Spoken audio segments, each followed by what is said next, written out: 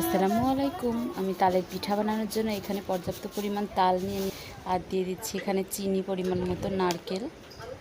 এবার এটাকে খুব ভালোভাবে আমি মিশিয়ে নিচ্ছি। নারকেলটা চিনিটা মিশানো হয়ে গেলে লবণ দিয়ে দিচ্ছি আমি পরিমাণ মতো, দিয়ে খুব ভালোভাবে মিশিয়ে নিচ্ছি। এটা মিশিয়ে নেওয়া হয়ে গেলে এর মধ্যে আমি দিয়ে দেবো চালের গুঁড়া।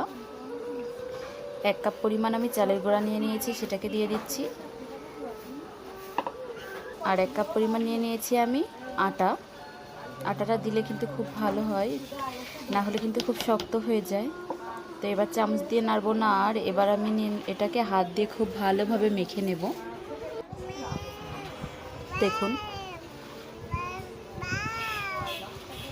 খুব ভালোভাবে এটাকে মাখিয়ে নিতে হবে যাতে কোনো দলা অবশিষ্ট না থাকে। দেখুন এটা মাখিয়ে নেওয়া হয়ে গেছে। এবার আমি আগে থেকে তেল গরম করে নিয়েছি একটি কড়াইয়ে। এবার এইভাবে করে ছোট ছোট বল বল করে আমি তেলের মধ্যে দিয়ে দেব। তেলটা খুব ভালোভাবে গরম করে নিতে হবে। এইভাবে করে দিলে কিন্তু পিঠেগুলো খুব গোল হয়, সবাই এইভাবে দেয়।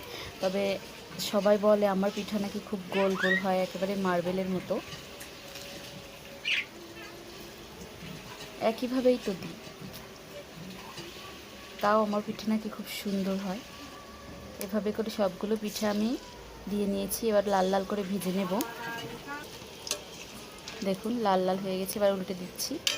উল্টে পাল্টে আমি একটু কালার করে ভেজে নেব।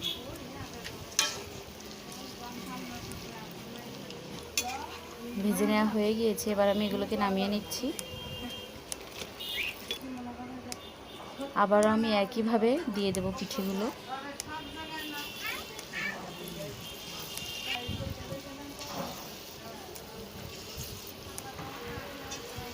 সবগুলো পিঠে আমি দিয়ে নিয়েছি।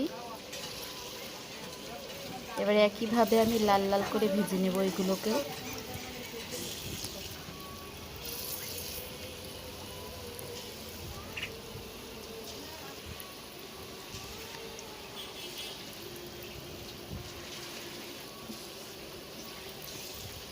দিতে দিতেই কিন্তু পিঠাগুলো প্রথমে যেগুলো দিয়েছি এগুলো লাল লাল হয়ে গিয়েছে। দেখুন উল্টে দিচ্ছি আমি।